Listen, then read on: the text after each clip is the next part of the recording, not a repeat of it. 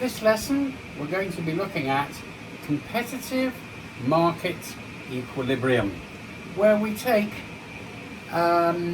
supply and demand, supply that we learnt in lesson 6 and demand that we learnt in lesson 5, and we're going to combine them together and focus on the mechanism of price in a perfect or free market. So let's put that heading up.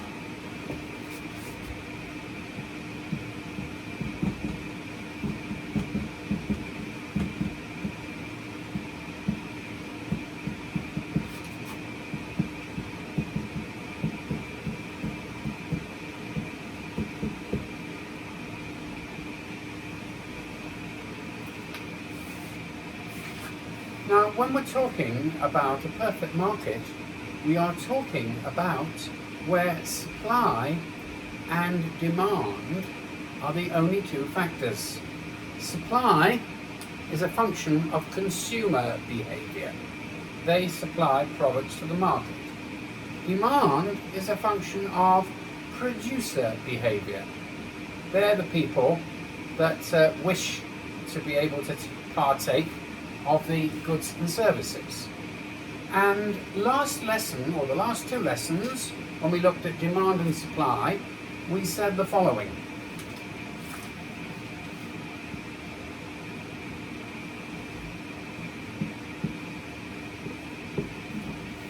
But we said that firstly, with demand, we looked at the rule of demand, which is that generally the quantity that is demanded increases with the price. The quantity demanded increases as you lower the price. That's the demand curve. So if the price is high, less will be demanded, and if the price is low, more will be demanded. Okay? And it's an inverse relationship between the price of the product and the quantity demanded of the product. That was the bottom line for lesson 5 on the function of demand.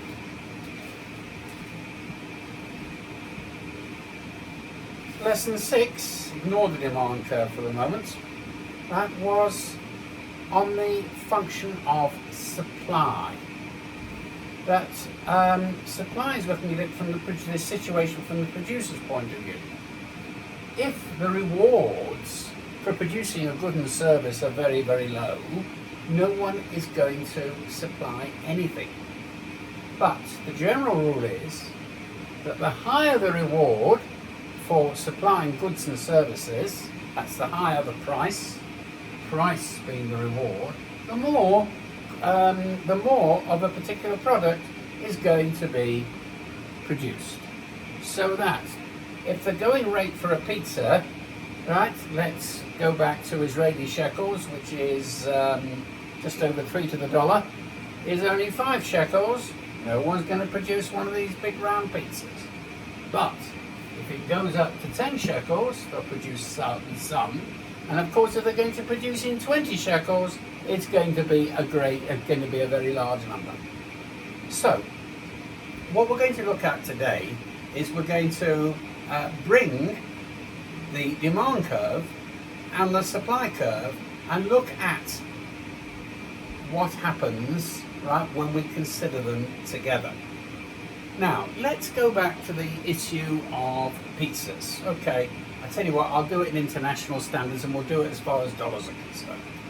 Let's say that the price reducing a nice round pizza was $3 US.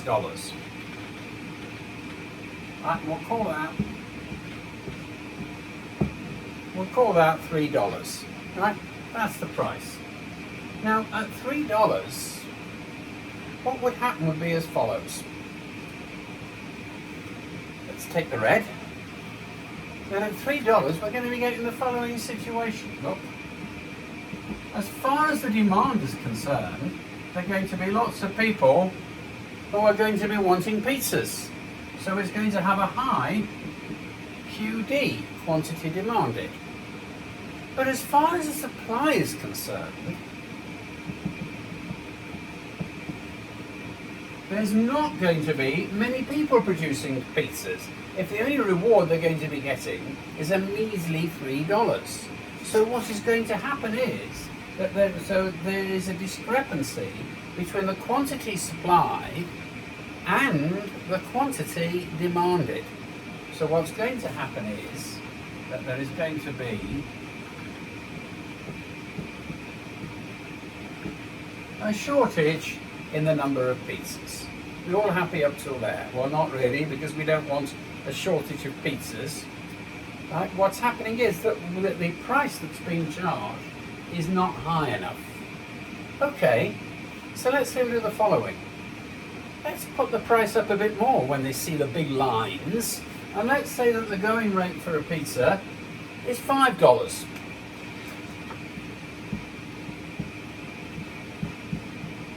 $5 US, and we'll call that P2. Let's erase what we showed before and see what's going to happen.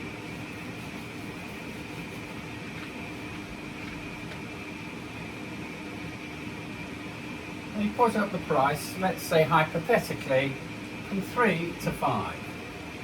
Well, let's see what's going to happen. P is here.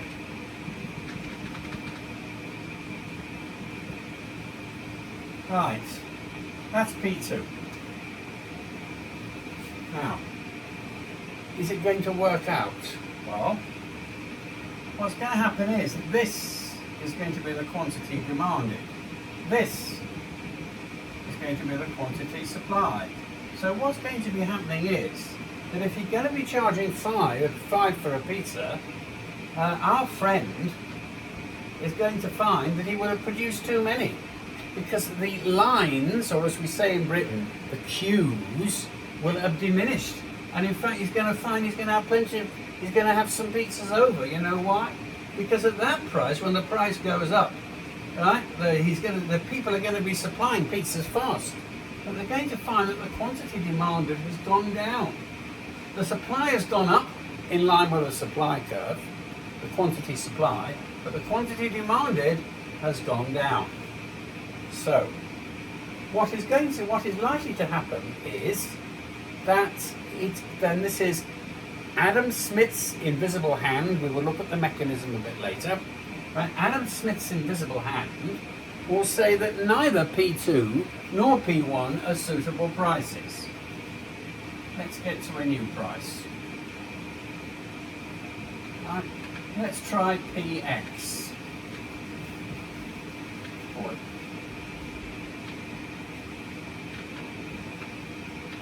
Well, you know what? Let's forget P1 and P2 that we used last time. Let's have a new P1. And we're going to call it P1 here. And let's say P1 is $4.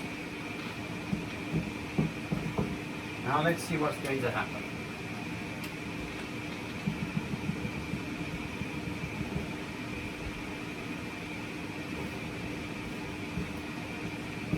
This. All right. Keep the colours consistent. Now, the price is $4 P1. At $4, it's actually at the point where supply and demand interact. Now let's think about that for a moment. The person who's supplying the pizzas, right? The suppliers, the people, not the person. The people who are supplying the pizzas, the producers, would like to take a lot more than $4 per pizza. They'd be happy to take $8 per pizzas. They'd be even happy to take $10 per pizza. But what they're going to find is that it's just not going to work. People are not going to be paying that amount of money. There will be no demand. There will be no very small quantities demanded, if any at all.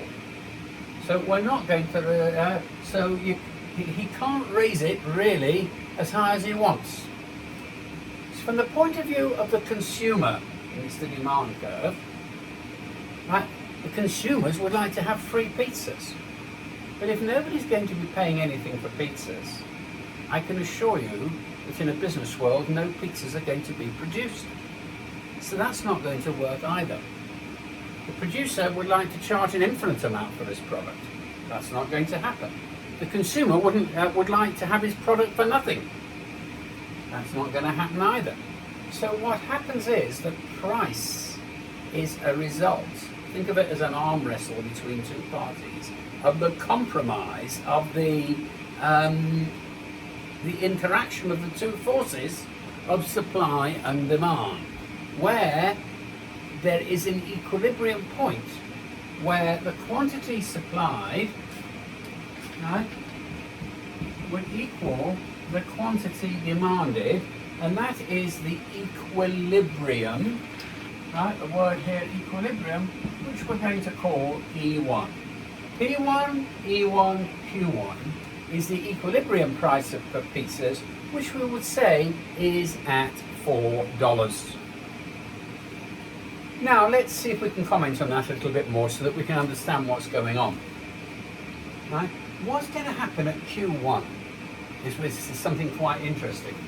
I ask you, that if the going rate for a pizza is $4, is everybody going to be getting a pizza?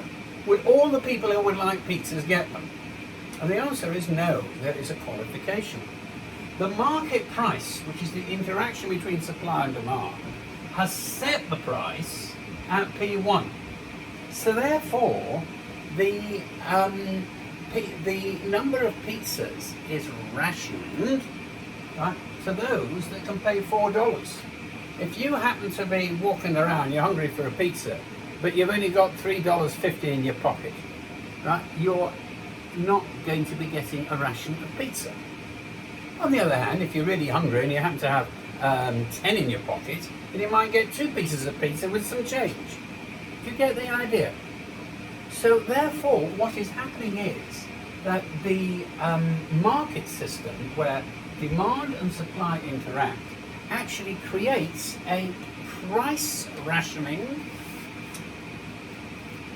Let's use a different colour.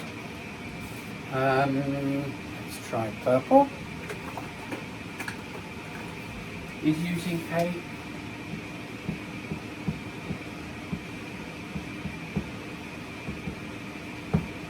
a price rationing system, which is those that can pay get pizza, those that can't pay don't get pizza, or rather those who can pay and those who wish to pay, because there might be other reasons that you might not want to get a pizza even though there's one even though you've got your money in your pocket.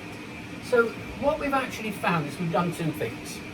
Firstly, we've shown that in a market, the price is a function, right? A price at any moment in time in a free market, in a free market, is the position, the best fit position between the equilibrium position between the forces of demand and the forces of supply.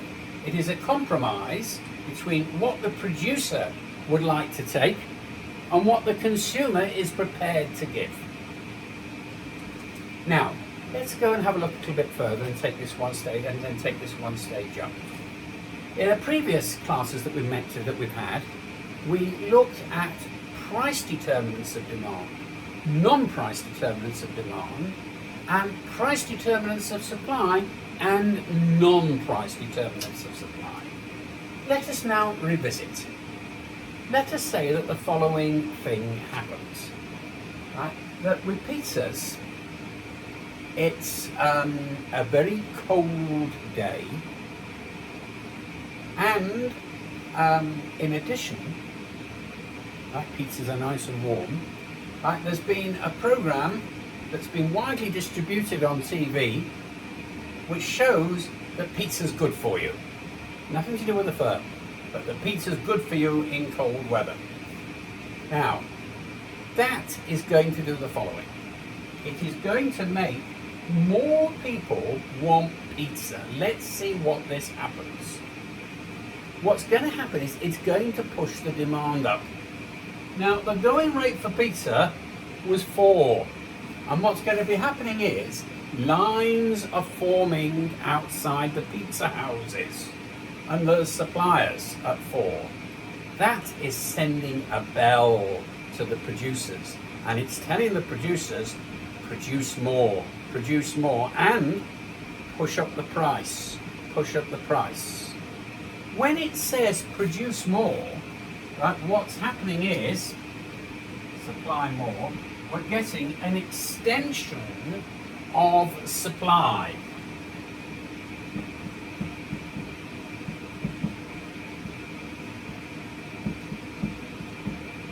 Right, there is an extension of supply. Produces more. So he's telling you to produce more. Why? Why is that bell ringing? Because there is a greater incentive to produce more because the demand has gone up, and therefore the demand has gone from D1 to D2. There has been a shift of the demand curve, right? The price has therefore gone up to P2. There you go. And the quantity has gone up to Q2. So can you see what's happened? There's been an increase in the price despite the fact that, there's been an increase in the quantity supplied despite the fact that the price has gone up. Why? Because there was price signaling. What price signaling did was that it increased the incentive to be able to push up the price. In this case, sometimes it signals that you've got to put it down.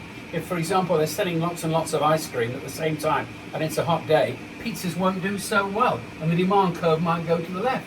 Or what might happen is that a signal may take place because, let's say, the cost of cheese has gone up. The supply will go to the right. Or what might happen is that the cost of vegetables or cheese, for that matter, might go down. Sorry, when the cost of cheese goes up, the supply curve goes to the left. My apologies. And what happens when the price of ingredients or labour goes down or other factors go down, then the supply curve can go for the right. In each case, when there is a non-determinant change, that is signalling that the price has to change as well in order for it to be able to reach the new equilibrium. Now, in this case, what happened was that because of the cold weather and because of the advertising, the demand curve for pizza has moved from D to D2, and therefore the price has gone up with it, right? Because it's signalled, right, a rise in price and a need for an extension of the supply. That rise in price gives an incentive for all the suppliers to be able to produce more. Therefore, we've reached P2, which is a new equilibrium, and the going rate for pizzas could be 5. Now let's go look at the price rationing. You think that if there was 5, that if the going rate for a pizza was 5, right, that fewer people would be having pizzas and fewer people would receive their rations of pizza because the price has gone up. No, because they're producing more pizzas and there's more people in. There's more people, there's more pizzas to go around, right? And more people are prepared to pay. So that means that it is rationed actually to more people despite the